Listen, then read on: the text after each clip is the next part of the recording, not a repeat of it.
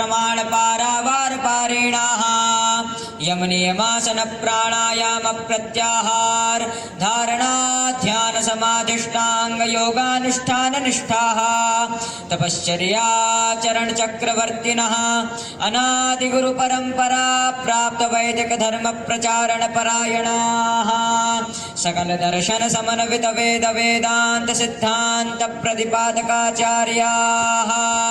निगमागम सार हृदयाः सर्वतंत्र स्वतंत्राः वर्णाश्रम सदाचार शिक्षकाः विश्वकल्याण मानसाः अखंड भूमंडलाचार्याः अनंत श्री विभूषित जगद्गुरु श्रीमदादि शंकराचार्य भगवत्पाद स्थापित मर्यादा पोषण परायणाः परापर विद्या विद्योदितान्तःकरणाः अलकनन्दातीरवासिनः श्री बद्रीनारायण समाराधन मानसाः ज्योतिरीश्वर सहित पूर्णाम्बोपासकाः